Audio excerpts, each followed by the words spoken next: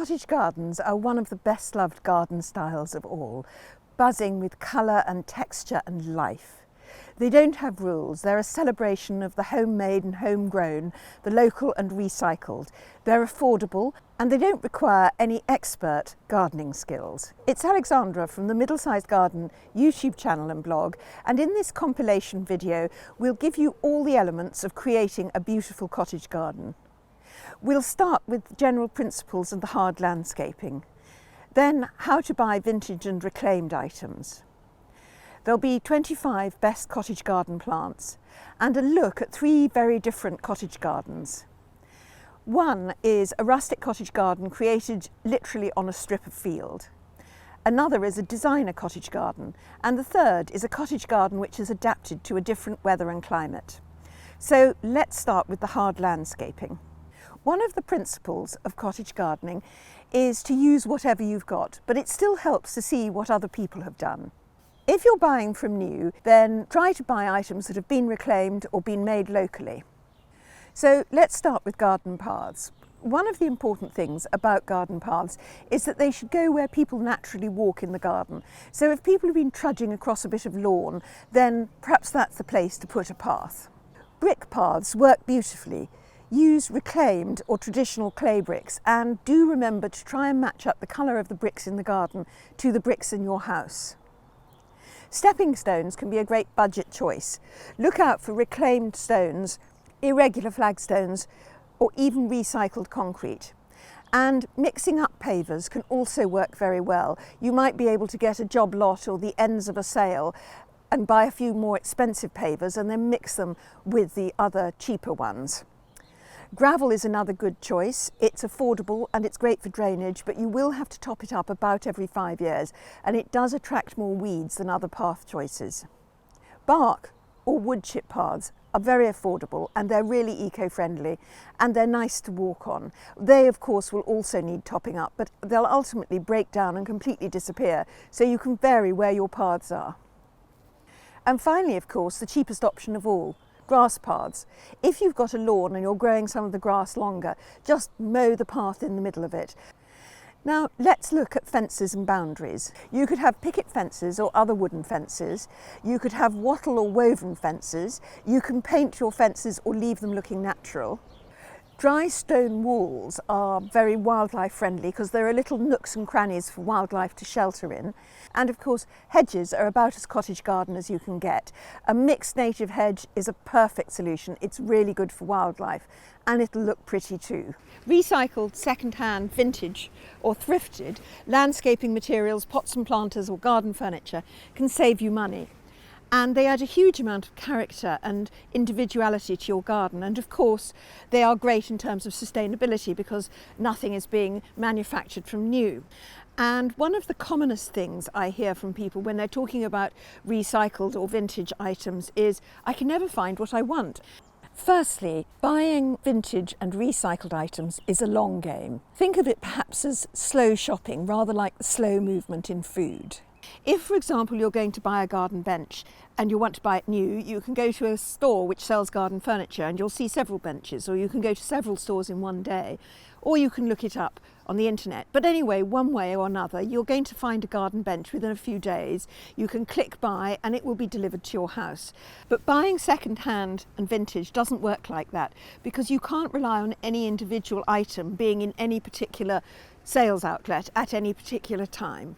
So if you go and look up garden bench on one of the online auction sites, or you go to your local salvage yard or thrift shop, you may not find a garden bench this week, but if you go every week, you will find garden benches, and eventually you'll find the one that you like and that fits your budget. So the first step is to get to know your salvage yards, your thrift shops, your charity shops, your local markets, and also the online auctions where you can actually put an alert for certain items. Also for bigger things such as garden furniture and bigger planters, a small charity shop in town probably won't have them, but there are a number of charities worldwide and locally, such as Emmaus, the Salvation Army and Habitat Restore, which actually will collect furniture from you and will sell second-hand furniture. So get to know those as well. And then visit them regularly. Now, once you're visiting something like a market or a thrift shop or a charity shop, be quite methodical about it. Start at one end and go right down until you get to the end and come back again. If you dot around looking for things to catch your eye, you will miss things. The next thing is to get your eye in, and the way you get your eye in is to look at the sorts of things you want to buy. So, for example, when you're visiting gardens, which garden benches do you really like? Start to think about garden benches, which style, and then you'll recognise the ones that you like much more quickly. And also things like going to shows, for example, they're using much more in the way of recycled and vintage items in the show gardens at the moment. Read books about recycled and vintage items, blog posts, see videos like this. The more you actually look at things, the more you'll work out what your own taste is, and you'll get ideas of what to do with things in an unusual way. Another thing you can do is let friends know you're in the market for taking things away. I featured Kathy Pickering's rustic cottage garden, and quite a lot of things came from friends who were throwing things out. So how to landscape with recycled materials? Well, I interviewed Ollie Hayden of the Walworth Garden, who also have a garden design service and encourage their clients to consider recycled materials. And he says probably the best recycled hard landscaping material you can use is recycled stone. But he also says, don't forget about recycled concrete. It's already been made. People who say, oh, you must never use concrete, but it's already there. There's been a trend recently, and you'll see it at the garden shows and in rewilded gardens, to use builders' rubble as mulch. If you've got a new build house, or if you live in town and your house has been built for over a long number of years, you very often do have pebbles and rocks and stones and all sorts of bits of concrete in your earth, and it's really worth picking them out, because then your border will be much improved. It'll be much easier to plant and grow in it. And then of course you've got this pile of rocks and pebbles and stones to do something with. You can make yourself a little modern rockery, or in fact you can do what Eric Cameron did at Great Comp Garden. He picked so many flints out of his soil that he actually built little ruins with them. If you're having your garden revamped, it actually costs money to have things like the old pavers or rocks or things taken away. So one of the things you can do is donate them or exchange them. And this means that the free sites like FreeCycle and Freegal and some of the Facebook marketplaces, or even just friends, are a very good source of things like old pavers or rocks. In fact, everyone I know who's got rocks in their garden managed to get them free from someone else who was throwing rocks out of their garden. But don't forget, of course, if you've got anything, donate it rather than have it sent to the local tip. And the other thing to think about is how you can reuse something you've already got. For example, garden designer Jane Beadle in her own garden had a rather ugly concrete patio, and she's replaced it with stone, but she's put the concrete pavers, broken them up and put them into wire baskets called gabions, which are a wonderful wildlife refuge and act as a bench. And I've also seen gardens where they've filled cracked concrete pavers with mosaics of broken china and tile. So you can do all sorts of things. A friend of mine didn't like her concrete pavers on her terrace, but she couldn't afford to replace the whole terrace. So she actually took some of the pavers out and had them inset with bricks. So now the terrace has a very pretty pattern. In terms of garden edging, there's lots of recycled options. You can use corrugated iron, recycled railway sleepers, recycled brick edging, and any kind of second-hand edging that you come across. When it comes to recycled pots and planters, you can literally grow a plant in anything. But there are two things you must remember, and one is that it needs drainage. The water needs to run out. If it sits at the bottom, then roots will rot. And the other thing is that you need to match the size of the planter to the plant. Some plants can sit in very shallow, dry areas, such as succulents, but most of them need to have a planter that is at least a couple of inches bigger than their root ball. And obviously, as their root ball grows, you'll need to replant them into larger planters. But you can absolutely use anything. You can use industrial equipment, such as old distillery items. You can use old cooking pots. You can use old trash cans and rubbish bins. You can use food tins, agricultural troughs, for example. And the garden designer and presenter, Frances Hophill, told me she'd even reused a washing machine drum as a planter. And I have to say, I've looked in my washing machine drum, and I can tell you, when that washing machine passes away, That drum is going to be reused as a planter. A number of the garden shows are really using recycled items in really quite clever ways. For example, plumbing materials. There are hot water tanks all over Britain have been taken out of lofts, and that's what's been reused here in Naomi Slade's Flood Re-Garden at Chelsea. And at Hampton Court, Mike Long's show garden uses plumbing materials such as an enormous drain as a garden seat, and we use copper piping and taps to create a water feature. And now for cottage garden plants. That's the bit of cottage garden we all love. The best cottage garden plants are pretty, they flower for a long time, some of them are fragrant, they're wildlife friendly, and above all they grow well in your climate and soil. And I've picked out 25 of the best cottage garden plants from gardens I've visited. You can colour scheme a cottage garden like Tim Pilgrim has in this contemporary cottage garden, or you can make it a riot of colour, a patchwork of flowers. Either is fine. There are no real rules in cottage gardens. So what is a cottage garden? The idea was that cottagers would grow plants that they could grow cheaply and easily. So they might, for instance, have taken cuttings from friends or got seeds from a nearby garden. And the plants were mainly not just pretty but useful. You might make soaps out of them, you might use cottage garden plants medicinally, you eat a wide range of them, and of course flowers just simply to cheer one up and to provide food for pollinators. Native plants is a good thing if you're thinking of a cottage garden, because native plants will always give your wildlife the best possible chance. However, in many parts of the world you don't have to stick to native plants because we have unexpected weather patterns, and we may have an unexpectedly early warm spring or perhaps a very late warm autumn, and so the pollinators will be out there. Our native plants maybe have stopped flowering, and non-native plants, provided they're not invasive, are a very useful source of nectar and pollen. So it's not a one-size-fits-all situation, but certainly start with native plants for a cottage garden. So I'm going to start with asters, now renamed in some cases Symphyotrichum.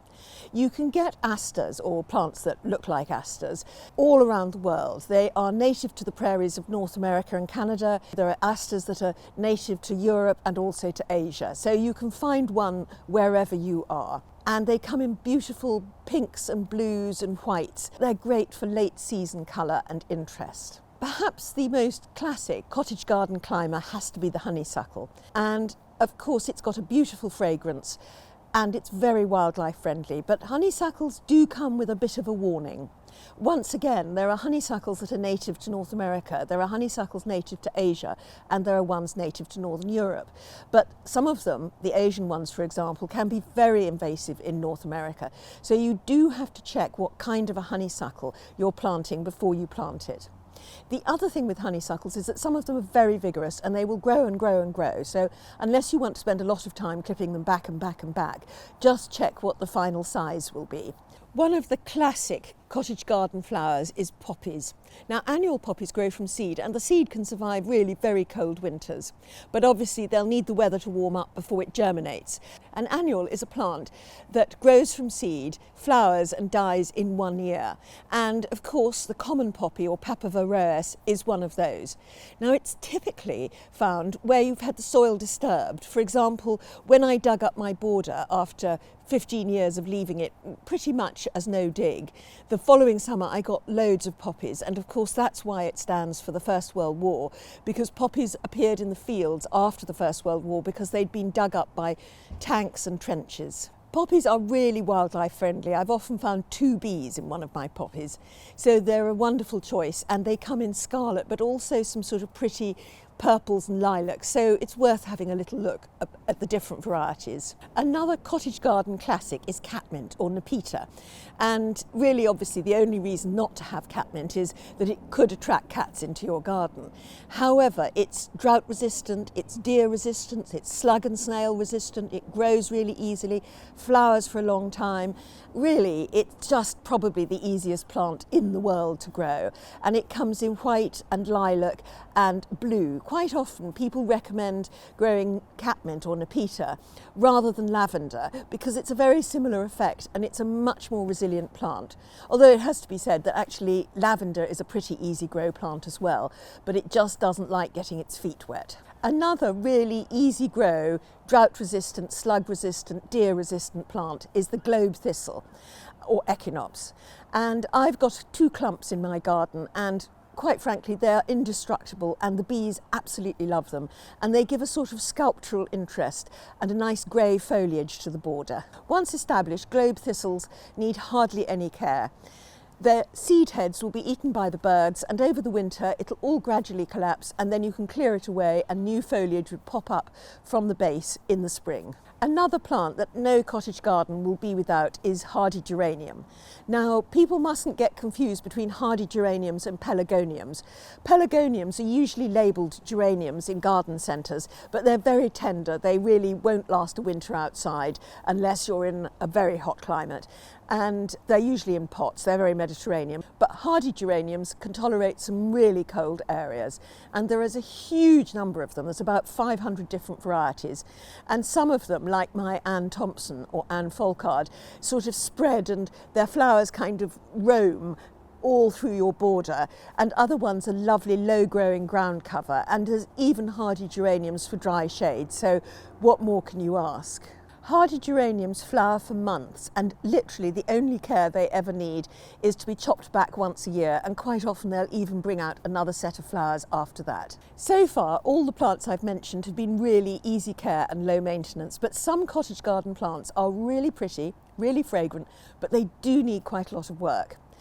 You will see people say, for example, that sweet peas are easy to grow. Looking after sweet peas isn't difficult, but you do pretty much have to be attending to them every day. They can get eaten by slugs, you constantly have to deadhead them to keep the flowers going, you'll need to train them up, you'll need to support them. And actually, I've got very few photographs of sweet peas, and that's because so few of the gardens I visited have got them in them, which I think says something. Another plant that needs a little bit of extra care, although it does produce some wonderful, gorgeous spikes of colour, is the lupin. Some lupins are hardy and will live over winter, but most of them are treated as annuals. And like all annuals, you'll need to plant them in spring, you'll need to protect them from slugs and snails, you'll possibly need to support them, and then you'll need to deadhead them and clear them away when they're over. Both lupins and those other gorgeous spikes of cottage garden flowers, delphiniums, are a little bit harder work. I mean, they're so worth it, but just don't think that they'll be low maintenance. And in terms of bulbs, I would say tulips are higher maintenance than others, partly because tulips don't come back year after year as well as other bulbs do. When I interviewed Neil Miller of Hevel Castle about tulips, he said that actually you get your best flowers from tulips the year after you plant them, and even if they do come back, they won't be as good. If you look at my garden, you will see that there are lots of different kinds of tulips dotted in 1s and 2s around the garden, and that's because I've chosen a lovely group of tulips. I planted them in a clump, they've come up, they've looked gorgeous, and the next year one of those has come back, so I've planted another clump of tulips a bit nearby.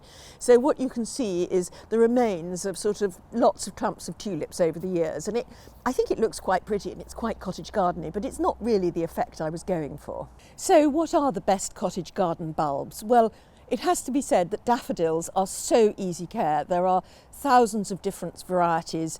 There'll definitely be one near you. They're very, very cold hardy. And of course they provide nectar and pollen in the early months when quite a lot of flowers aren't up. A lot of the daffodils spread. You can grow daffodils in the lawn for a very charming cottage garden effect. Just remember that you can't mow the lawn until 6 weeks after the flowers have died back. I find it fine actually, because you just mow the lawn 6 weeks later and then the lawn's fine. But I'm not a lawn perfectionist. Alliums have these lovely pom-pom blooms which are so sculptural, and they're very easy to grow, and once again quite a few of them self-seed and spread. I think I bought 15 Allium Purple Sensation about 15 years ago, and I think I counted over 100 in my garden one year. So it's almost a question of just having to dig them up and throw them away if they spread too much. Of course, that is a bit of a problem with plants that spread very easily. You say, well, will I be overrun? On the whole, I think it's easier to pull plants out than it is to plant them, and it's certainly cheaper. So it's just a question really of keeping an eye on it. And deer, rabbits, squirrels and voles don't apparently like the taste of allium. It's part of the onion family. So taking that almost no plant can be completely guaranteed to be deer resistant, it's probably a good one if you want a cottage garden and you've got a deer problem. Alstromerias are another very pretty flower, and although they used to be mainly grown for the florists industry, they're being grown in gardens now quite a lot. I've got a video on how to grow alstromerias with alstromeria grower Ben Cross, which I'll put in the description below. But they are very easy grow. The only thing you have to remember about alstromerias is that you can't cut them. You have to pull them like rhubarb. You pull the stem out. If you cut them, that affects how they will go on to flower later. So what are the best cottage garden shrubs? Well, shrubs of course are always very easy care, and I would put lavender quite high on the list of best cottage garden shrubs. It won't grow if you have very damp, soggy soil, but otherwise it's pretty hardy. And by lavender, I mean English lavender. I had great clumps of English lavender, which I planted about 12 or 13 years ago, maybe 14 years ago. And it just went on and on and on. And the bees adored it. We'd see lots of different kinds of bee and butterfly in the flowers. And then when the flowers went over, the sparrows would eat the seeds. And then we'd cut it back into neat shapes, which looked good in frost over winter. Then there are roses. Now, roses are the classic cottage garden shrub. And roses can be high maintenance. It slightly depends what you want to do with them. If you want perfect roses with no black spot, then you are going to have to work quite hard on it. But if you're prepared to grow roses in amongst lots of other plants, and apparently growing roses with salvias, for example, can help with black spot, then all roses really need is to be given extra fertiliser at the beginning of the year and in the middle of the year. They are very hungry plants, but otherwise many of them are very wildlife friendly. The very sort of elaborate double blooms are never as good for pollinators as single blooms are. Roses mostly have a gorgeous scent, and what would a cottage garden be without roses? Another plant that gives you months and months of interest is hydrangeas. And they're a plant that's sort of been a bit forgotten about, I think, over the years. There's lots of different kinds of hydrangeas. Some are native to the North Americas, some are native to Europe, some are native to Asia, and you'll find a hydrangea for you. Not all of them are wildlife friendly. The mop-head ones are not, because they don't actually properly have pollen or nectar, but the other ones are. And the thing about hydrangeas is that the flowers come out usually either mid or late summer, and then they stay and they slowly go brown and they become sculptural, and very often they're still flowers, like dried flowers, in winter, and they look fabulous in frost. So that's 6 months of interest. And hydrangeas are very easy to look after. You just have to prune them once a year, and I've got a video about how to prune hydrangeas easily in the description below. So, cottage garden perennials. Well, perennials are low maintenance because they live in your garden for 3 years or more, and very often all you really have to do to them, apart from sometimes deadhead them to have more flowers, is to dig them up about every 3 or 4 years if they've grown into a great big clump. You divide the clump and then you replant it, which gives you plants for free. Monarda or bee balm is another really easy care plant. It doesn't like very wet or boggy conditions, but otherwise it's pretty resilient, and it's deer resilient, which is great. It's not particularly slug resistant. You may get some slug attacks, but usually it won't stop you growing the flowers. Verbena bonariensis has to be the perennial, a quite short-lived perennial, that any cottage garden would love. It's loved by pollinators, the birds love the seed heads, and the seed heads still look good in winter, so it's another very long season of interest. And also because it's got very long stalks and you can see through it to the plants behind. So although it's a tall plant, it actually doesn't leave your border looking too crowded or blocking other plants. And I think if there's one plant that I have seen in garden after garden after garden, and that is sedum, now known as Hylotelephium, or stonecrop. Sedum Autumn Joy and Sedum Matrona are two absolute classics, once again adored by pollinators. They're quite low growing, they're best for the front of the border, but they really do flower for quite a long time, and they're quite tough. I mean, I planted one of these in the wrong place about 12 years ago, and it was just too shady and it never really grew, but it didn't die. And when I dug it up and moved it into the sunshine, it became a fabulous flower. Telephum can get nibbled by slugs. It's got that sort of thick, fleshy stems and leaves that slugs love. But actually, one of mine was nibbled by a slug and a whole little branch broke off. And I put it in a vase. And when I suddenly remembered it was there about 3 months later, I saw that the stem had grown little roots. So I simply bunged it in the soil and it's perfectly happy making another plant. And really, you can't ask more resilient or easy grow than that. I think every cottage garden needs some annuals and biennials. And as annuals are plants that grow from seed, flower and die in 1 year, biennials do it in 2. And probably the most famous cottage garden biennial is a foxglove. And foxgloves have these great spires of flowers. They are, once again, adored by bees. They're very sort of easygoing. I find that foxgloves really go where they want to in my garden. They self-seed, not too vigorously. I have tried sort of planting them in particular places, but they seem to say, well, no, we're going to make up our own minds about where we want to grow. So I pretty much let the foxgloves do what they like. If you cut the first big spire off after it's finished flowering, you'll get a sort of spray of smaller flowers, so it can give you interest for quite a long period of time. Foxgloves are very poisonous, so if you have small children that are likely to try and eat your plants, or puppies that try and chew your plants, then don't grow foxgloves. Hollyhocks, another classic cottage garden plant, can be annuals or biennials. And I think a bit like foxgloves, I've had people say that they've tried to plant hollyhocks in one part of the garden and it's been moderately successful, and then a fabulous hollyhock has sprung up in another part of the garden. But they have got that gorgeous kind of floral cottage garden feel to them. Another plant that is really good for quite a long period of time is cleome. Now, you can get cleomes in violet, pink or white, and they're quite tall plants, but you don't really have to deadhead them because they just keep getting taller and taller over the summer. Filling a gap with a clump of cleome really actually will always look good, and once again, very pollinator friendly. And of course, you have to think about cosmos. Cosmos is a lovely simple flower, and there are now some lovely new varieties. There's lemon cosmos, there's frilly cosmoses. Cosmos are very easy to grow from seed. They're very unfussy. They do like a sunny spot or at least one with partial sun. And they're just so pretty, and if you keep deadheading them, they will go on and on and on until the first frosts. I actually looked at a cottage garden in Australia, which the head gardener, Bill Bampton at the Diggers Club, said was a cottage garden mashup. So he was mixing native plants with typical cottage garden plants to create that same informal, loose, colourful cottage garden look. And one plant that I reckon you could have in any cottage garden, whether you're in a warm climate or a cool climate, and that's salvia. They're very long flowering. In the cooler climates, we would struggle, and I struggle, to keep my salvias over winter. But obviously, if you're in a warmer climate, that will be fine. But salvias are so colourful and so long flowering, it is really worth having a look at them. And so what about trees for a cottage garden? Well, you must have a tree. I mean, you could grow a climber up it, maybe a honeysuckle, maybe a clematis, but cottage gardens have trees, and of course, above all, they have fruit trees. Or you could have a nut tree or a native tree. I can't think of anything better than having a crabapple tree, because there's fabulous flowers in the spring, and then you've got the little fruits which actually you have to make into crabapple jelly. You can't eat them yourself, and the birds absolutely love them. Or you could try perhaps a fruit tree which is perhaps not very well known, something like a quince or a medlar or even a mulberry or something like that, a fruit tree that perhaps isn't being grown commercially very widely, and then you can keep it going in your garden.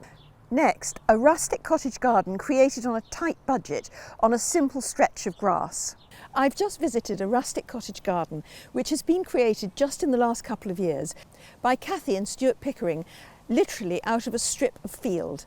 But the techniques they used would work just as well if you've got an empty lawn you'd like to turn into a cottage garden. And this garden is about 120 feet long and about 30 feet wide, which makes it on the large side for a long, narrow town garden. But actually, the principles and the design would work just as well in a smaller, long, narrow garden. Kathy has done some wonderful things with upcycled and thrifting tips as well. And we're going to also talk about her favourite cottage garden plants. The garden is actually a short walk away from her house because there's a yard and some stables in between. But gardens actually look best if they're anchored to some sort of building.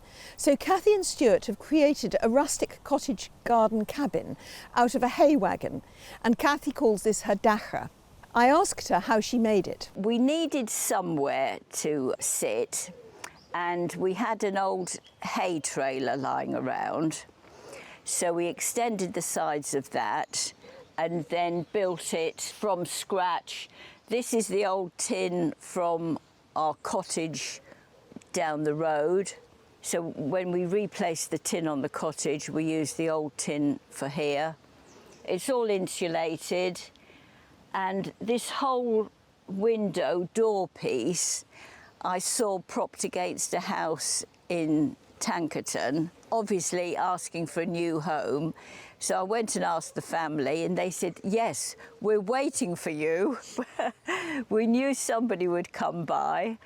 And so there it is, over 100 years old, as new. And also with your pots and things, you've got loads of pots. Collected those patiently over the years. I got a lot from farm sales, boot fairs, friends who thought they were too tatty for them, but they thought they'd be ideal for me. And just literally day by day, I got some more only yesterday. So it's just a steady accumulation. Another really creative bit of upcycling is this trellis, which has been made from an old sofa frame. It's an old sprung sofa, and she's taken it out of the main sofa frame, taken off all the stuffing and the wadding and the material, and what's left is a lovely metallic structure which is now rusting beautifully, and it works beautifully as a trellis on the side of the cabin. The hay wagon was originally quite high, so they've built a veranda, and you can look down the length of the garden from the veranda over the pots of flowers. The garden's essentially zoned into three. With a long narrow garden, it's a good idea to zone it going across the garden, and this is what Kathy and Stuart have done. Quite often people don't have a lawn at all in a cottage garden, but one of the main things is that you should have what you want and what works for you. So they've started with an open lawn, and there's a seating area they've created just around a mature ash tree which they wanted to keep. This garden has been put together on an absolutely shoestring budget, and there are virtually no hard landscaping materials used at all. There's a carriage in the garden which they bought from a fair, and then they've used some old farm machinery in order to create a pond. So I asked Kathy what that was and how they did it.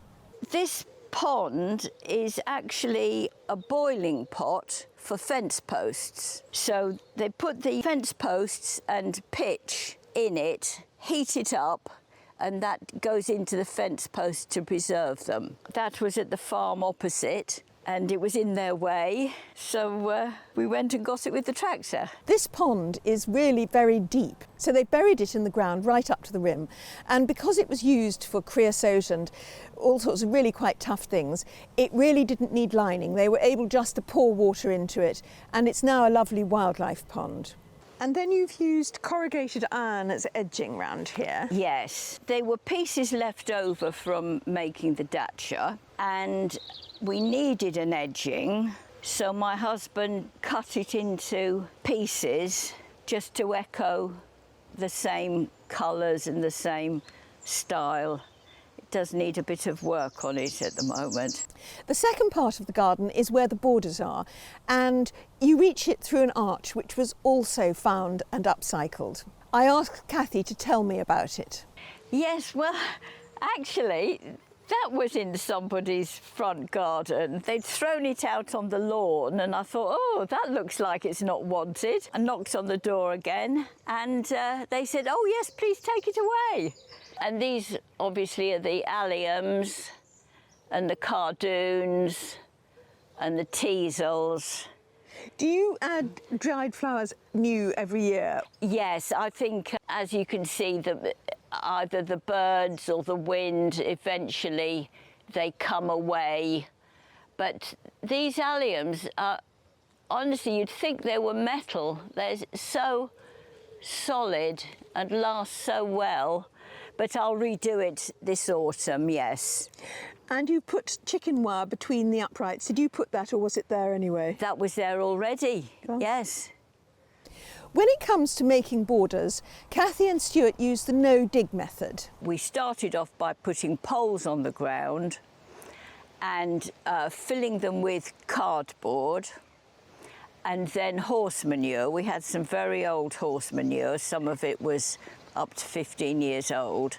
And so with the tractor, we just filled up these spaces and then proceeded to plant it out. No dig, no till is getting increasingly popular, and I've got a video which I'll put in the description below called No Dig for Flower Borders, which I did with Charles Dowding. But it really is a much easier way of creating new borders in your garden than getting out a spade and kind of digging away. When it comes to the choice of plants, the main thing about cottage gardens is to choose plants that do well where you are. They're cheap, they're easy to get hold of. Kathy grows from seed, she propagates, and her friends give her plants because, of course, when people are dividing up clumps of plants in spring and autumn, it's awful having to throw the plants away, and people know that Kathy will always take the plants because she really doesn't mind which plants go in. She just loves the colour and the fragrance and the attraction to pollinators. Now, which of the plants here can you really recommend for a sort of easy cottage garden? Because you were saying you wanted a long season of flowers. Yes. Well, number one is the verbena. It's an absolutely fantastic plant. Self-seeds nicely. The other thing, of course, is the verbena bonariensis, always covered in insects. In fact, the verbenas are fantastic, a fantastic group of plants. Another very good verbena is this hastata. Stands upright perfectly, has been in flower for a long time. I'm going to start deadheading it and see if it reflowers. I wouldn't be surprised if it did. Another one is the lamb's lugs. Again, always covered in bees and insects, and it's a nice soft shape. It flops over nicely. It's all been deadheaded once and has reflowered, so it's months and months of flower. This is another very good plant, this tall campanula. It needs constantly deadheading, but if you just snip behind the head, you'll find another bud just behind, and that's been in flower for months. But you do have to keep deadheading constantly, and it is a bit floppy. Whereas the valerian, again, has been in flower for months. You can keep deadheading. There are buds all the way down here, and a bit floppy, but in a more controlled, nice sort of way. Another very good plant, this Agastache blackadder, again covered in insect constantly, stands upright. This is its first year in here, so I'm sure it'll bulk out more. And the added bonus of a nice little verbena bonariensis. I've got a nice patch of verbena bonariensis here. These were just little seedlings that were dotted about, and I brought them in together to make a clump. I think it goes very well with the kale. It's a beautiful collection, that, I think. Really it is, beautiful. Yes, yes. Well, the kale was finished, but I thought the colour is so spectacular. This scabious, again, is good for insects, but it's quite hard work. It constantly needs deadheading, but on the other hand, there are always more flowers to come, so, you know, it's worthwhile. But then it flops, and it's really too big to try and contain. I think the answer is to put it up in the meadow. As you can see, there's grass paths all the way down the garden. And one of the things that I'm often asked when people have really big, thick, full borders is how do you access the border in order to get into the middle to weed and to deadhead? Well, as you can see, there are paths going across the borders, so that it's not one long, thick border, although it does look as if it could be. It is actually a series of 3 or 4 borders with paths in between it. And there's also a path round the back of the border which runs along the boundary of the garden. So you can get at the borders from all 4 sides, and I think that's what really makes the difference. Also along the path are these arches. So I asked Kathy how she made them. Ah yes, the arches, you don't use willow because it roots so easily. So the best thing to use is hazel because that doesn't root. And we've got hazel trees in our fence line. So it's very simple. You just push them in the ground as far as you can. So obviously you choose the time when the ground's soft. So there are 4 hazel branches. Just bend them over, hold them in place. They've just got cable ties, which obviously are very strong, but once it's melded into the shape, it'd be better to use something more natural. And then the third part of the garden is an open meadow. It's just at the bottom of the garden. There are some young fruit trees there, and there are a few chairs. Like so many other things in the garden, the chairs are mismatched things from car boot sales, from yard sales, from second-hand shops, or things that friends have just thrown out. There are also pieces of rusting farm machinery around because it is a rustic cottage garden. And there's this lovely old Victorian water carrier, which is a feature in the meadow area. I asked Kathy if it had been useful in taking water around in recent droughts. But sadly, it's very heavy and quite difficult to move. And I think you might need Victorian muscles to move it. Now let's go to Tim Pilgrim, a garden designer whose cottage gardens have featured in magazines all over the world. And he's going to give us tips for a contemporary twist on the classic cottage garden. So Tim, tell me what you consider to be the main characteristics of a cottage garden.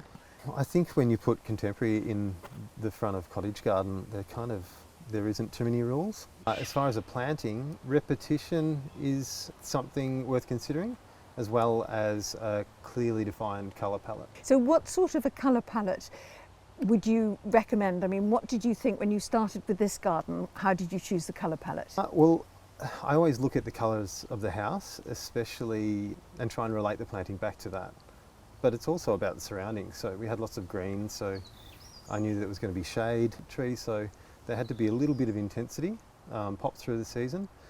But we planted lots of greys to kind of soften it against to contrast it with the green of the oak, and some softer pastels that kind of reflected the greys and straw colours of the bush behind it. So how did you decide to choose the plants? I like to choose things for the 4 seasons. So we think of how they look into decay if we're looking at winter, how they contrast early in spring, and then really looking at the seasonal highlights, so bulbs and the layering and the emergence. So just making sure we've got the verticals and form and daisies and flat heads.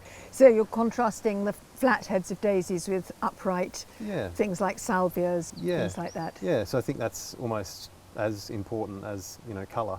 I'd say use 70% safe plants and have a go at the other 30%. I think a good rule is the 70%, if you can plant them in blocks, so groups of 3 to 7, on repeat. So if you're planting a line down a path, looking at drawing your eye down the picture, and if you've got that 70% covered and you're thinking about height and where it's positioned in the garden, the other 30% can be all experimental. They can be more sporadically placed and in drifts, and you might get some really lovely surprises out of it. So looking at this group of plants here, what would you say are the safe plants and what were the ones that were experimental?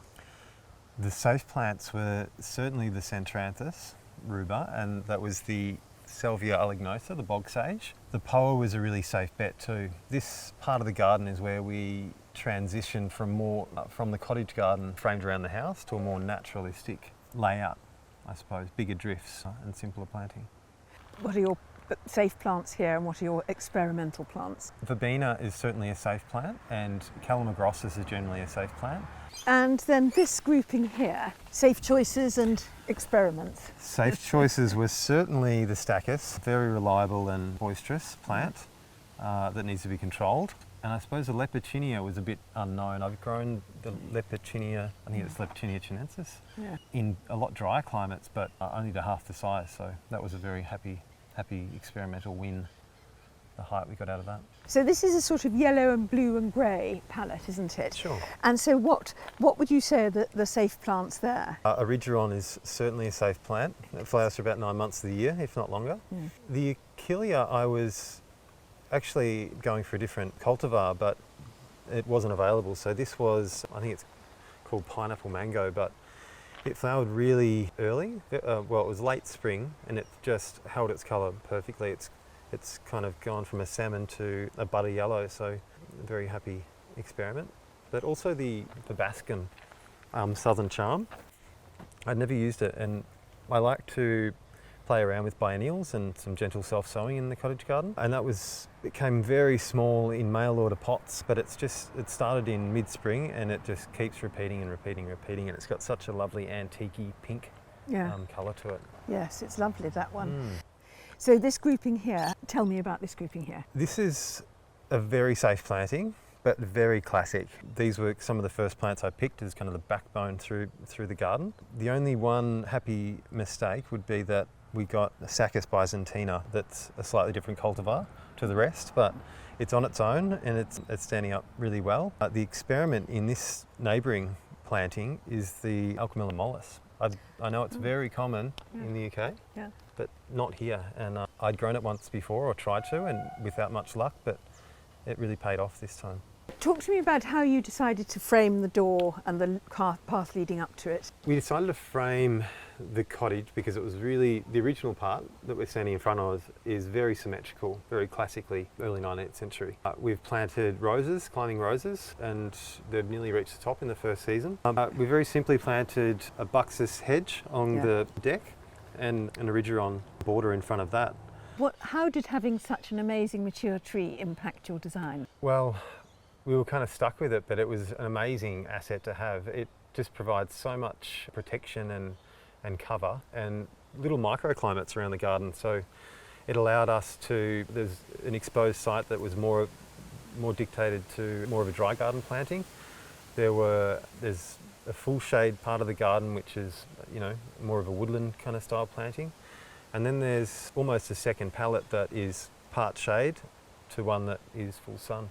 So it was good, but it certainly provides a lot of mulch. What are your sort of favourite cottage garden plants that you've chosen here? I think one of the heroes of spring, which I haven't used a lot of before, and I don't know why, was the alliums. We had allium purple rain that was sporadically kind of staggered through the planting in big drifts, and that was kind of the hero of the garden in spring. But also like I say, the hard workings. We've got stachys in here in big repeats, grey foliage repeats through the plan, but things like erigeron and centranthus, really simple but effective.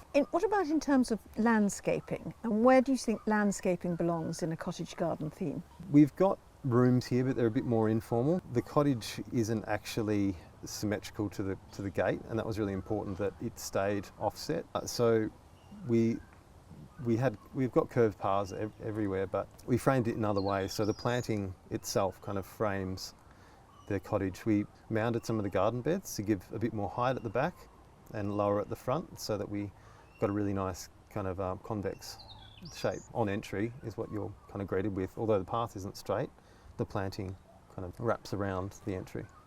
So you do use different levels of planting, because the border we're in front of at the moment has been slightly raised. Did you raise that? Yeah, so there was a natural mound here. We probably accentuated it a little bit, and there was a certain amount of site cutting that went on just to make sure the main levels stayed the same. And instead of removing that fill, we kind of exaggerated those mounds and mounded up where we thought was appropriate to, I suppose, get a little bit more height in the planting, but also it gave us, a fraction more real estate, which meant more room for plants. And this lovely border edging here, which is made of wood, you put that in, did you? I didn't landscape. That was the brilliant work of Grant Smitten. He did all of this as per my hand drawing, but he's a real master, and I kind of let him have at it, and he asked me questions along the way, but I can't take credit for the handiwork, just the thought to put it in. In terms of choosing materials for a cottage garden, what would you recommend, particularly if you want quite a contemporary feel? Well, I think even traditional cottage style gardens, so back even kind of looking at the arts and crafts style garden, they were kind of handmade and very natural. And I think contemporary gardens can have the same kind of materials. I didn't want to complicate it too much. I felt that red bricks worked really well for the era of the house, and we kept it simple with corten steel that kind of disappears really. A very simple sand path that is easy to rake when we've got lots of deciduous trees, and just brought in some more timbers with furniture as well as the retaining wall. And so if you're choosing furniture for a contemporary cottage garden, what would you suggest that people try? So a heap of different angles. I like anything cane. I think that's quite traditional and cottage garden. I think it's got to be relaxed. It can't be too forced and rigid. Nice warm timbers. We've got a big dining table over in the alfresco with some cane chairs and bench seats. Yeah, just nothing too contemporary and sharp. Would you say that there are any mistakes that people could make if they are trying to do a contemporary cottage garden? Too many different plants can be too confusing. Also, not looking at the staggering of emergent plants coming through.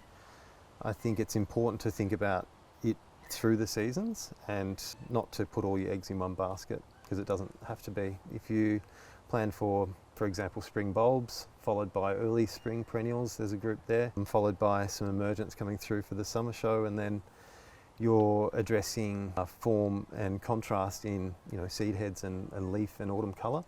I think you can't go too wrong. How would you say that a cottage garden can become more contemporary? I think grasses is a really good way to bring it into the now. Traditionally, they weren't really a plant that was used in the Victorian era. It gives a really relaxed feel to the planting, it gives a lot of movement. It also brings in a heap of different wildlife. Speaking of wildlife, how do you build wildlife into a cottage garden? Into a cottage garden, I think you have to look at leaving the garden stand into decay, into winter. So creating habitat and diversity in your planting as well. That's where the grass with different flower forms and shrubs, perennials, bulbs, really looking at the whole picture and supporting the biodiversity that you have in your area. And now, head gardener Bill Bampton from Heronswood shows us how to adapt cottage garden style to a different climate or terrain. Have you ever heard of cottage garden mashup? Well, I certainly hadn't until I came here to Heronswood, the home of the Diggers Club, one of the Diggers Club gardens in Australia, to talk to head gardener Bill Bampton about how you create an English cottage garden if your climate and terrain aren't exactly English or indeed very cottagey. And he's got some fabulous tips, which I found really interesting. And so what message would you like people to take away from this garden when they come and visit? Really look at what your site wants you to do with the garden and put aside some of your aspirations for plants from elsewhere and find out what will grow in your area, work with what you've got. It's almost like a Venn diagram. You can also have what you want and have what the site wants as well. For example, here we've used a lot of succulents, but we've used them in a cottage manner. The founders of the garden here are Clive and Penny Blasey. Were inspired by the great English cottage garden tradition, and they picked this beautiful site facing the sea on the Mornington Peninsula on a very sandy ridge. But a lot of the cottage plants find it hard to manage here. So taking those plants and saying, well, what would be like a foxglove, what forms like a hollyhock, and use plants from Mediterranean regions, some Australian plants from all around the world, and not focusing so much on the traditional palette, but looking at the function the planting is doing for you. So we've done a lot of unusual, perhaps to some people, things here. We've combined lots of flowering annuals like cosmos with large aloes and agave succulents, which again almost transgresses our usual thought of plant categories. But if you just look at an agave as a sculptural element in the garden rather than all the associations we have with it of the desert, but use it in a different way. Also a lot of succulents, which are traditional dry climate plants, actually have very lush foliage. So if we take away our mind from knowing that they're from dry areas, but looking at the lush green effect, which we use a lot of aeoniums from the Canary Islands, have a lot of green, glossy, shiny leaves. So they're fulfilling that function. And progressively, we've decided to maybe align our dream with the changing climate. So we've progressively reduced irrigation here in a way that we're not being puritanical about it, that we're still having some joy and we're still getting what we want out of a garden. It's not a garden of tolerance and sufferance. We're going to start to relish what grows here. And I think if people take that tack, they'll find that you actually have a garden that's a lot more unique. In the modern world, lots of gardens and places are becoming placeless or homogenized as we become globalized. And really what makes your place unique is the soil, where you are, the culture of where you are, and the climate, and accommodating that. For example, here's a strange connection of right down the southern tip of Australia, English cottage garden, but that mashup is actually far more interesting in some ways than a traditional English garden approach. It can introduce you to a lot of different plants, and it tends to broaden your mind rather than close it. Yeah, that's brilliant. And also this is quite a challenging site, isn't it? So you've had to deal with wind, with slope, with dryness, and creating a cottage garden feel that's right for the area. So what would your advice be to people who are dealing with, for instance, a site that's got a lot of wind? A lot of the Mediterranean plants are very adapted to the harsh cliffside position. Although you don't have to have a naturalistic garden, so the plant palette needn't dictate the style of your garden, you should maybe look for where are places in the world and do a bit of botanizing and just look at how they grow in the wild. What plants are growing on cliff sides, growing by the beach within, say, 5 kilometres of the sea. So it's a bit like, I suppose that's the Beth Chatto approach, to go and learn a bit about the habitat and ecology of a plant and then apply it that way. So that really goes for just not wind, but any limiting factor. Again, that just increases the interest of gardening and dimensions of what you do and maybe where you travel. Of the combinations here, you've mentioned sort of aloes and cosmos. Can you mention a couple of other things that might sound like surprising combinations but actually work quite well if you're going to have this, as you describe it, mash-up cottage garden? Yes, well, one of our more unusual areas of our garden is our driveway garden. So we use the sedums, the autumn joy, which again is a classic garden plant. But amongst that, we have Agave attenuata nova, the blue agave. We have Perovskia, which is now sage, but Perovskia. So a lot of salvias mixed in. We use Cleome, which is the classic annual spider plant amongst that.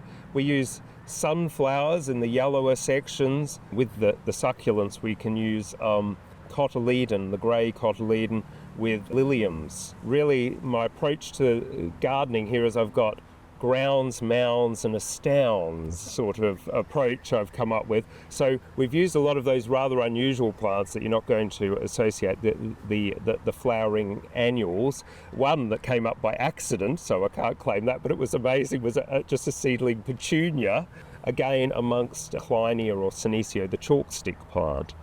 So what we do is we use those little accents of those colourful plants that come through the year, and we use the seasonality of them with the structure of the succulent. So a lot of those drier succulent plants are like our topiary or our walls, so we use that. And then amongst that we have things like evening primrose. We've got a pink evening primrose. Nepeta, we've got but again we've got this succulent ground cover called Aptenia, which is the sunrose.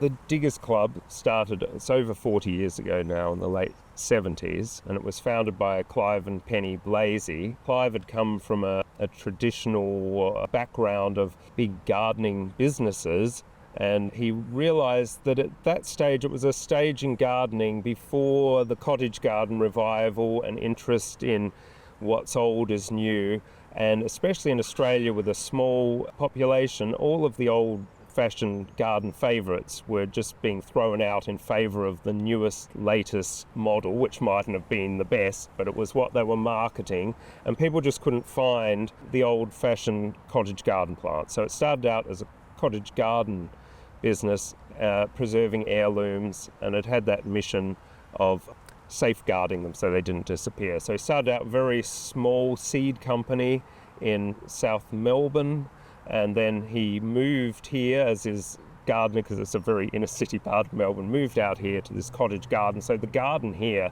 actually has a lot to do with the experimental thought of how diggers developed. And it started off with that interest in cottage gardens, but then it got a deeper environmental aspect to it. He was actually very much inspired by the classic TV show, The Good Life. So there was an element here of digging up the garden, and there were lots of vegetables planted. There were a lot of camellias here that got pulled out, and he put in avocados, because he said if he's going to water something, it should provide food. That's the background of the parterre garden that we went to before, with the ornamental vegetables, using vegetables as an ornament. So increasingly, preservation of food, heirloom food and seeds became part of the diggers' mission. And Clive went and did an exchange with Seed Savers in America, and started to look at preserving some Australian heirloom seeds. So the mission sort of ballooned and got wider than just gardening, but I think gardening is actually a wider message of an environmental message. And his other thing is that a lot of nursery businesses are nursery businesses, they're not gardening businesses. And I think a lot of the best nurseries around the world have a garden element associated with them, and they're run by gardeners who are growing plants for the garden and that they've trialled in a garden, not plants that present well in a pot and are commercial.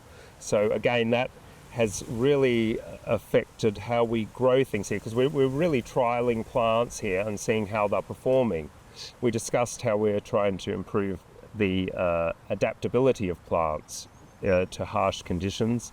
So another initiative we've had is like the one drip garden plant. He sells plants with how many drips of water they need, and has been campaigning for water saving for many years. The Diggers Club is Australia's largest garden club. We have over 70,000 members across Australia, and it's a really great first port of call for people who are new to gardening to find out how to do things. So we produce a catalogue and a magazine which is really quite informative, and we provide information services for people to find out how to go about growing your own food in particular, but also how to create a beautiful cottage garden in the Australian climate. All of our plants have climate codes so people can find out what's appropriate for their area.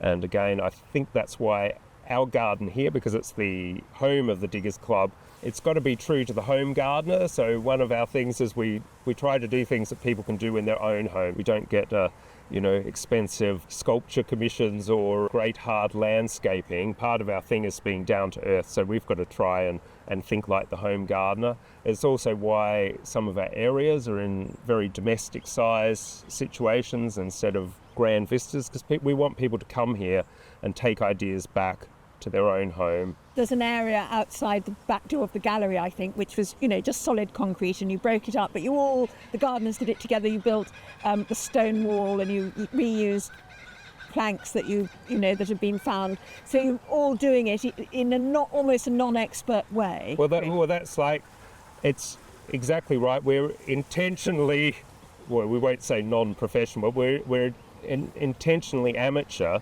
because again, I think that's part of the initial cottage garden, and that kind of rebellion against horticulture became very professionalised, and it took the do-it-yourself message away from gardening. And so we use metal pickets and things that people would be able to buy at an agricultural shop. We're doing things that we would do, but it also creates a look that is very hard for a professional gardener to achieve. It's very hard for professional garden designers with professional landscapers to produce a true cottage garden, because they just can't let themselves be as either ramshackle or, we very much relish the fact that we did the stonework ourselves. Is there any other advice you've got for people wanting to do a sort of cottage garden mashup for their own terrain?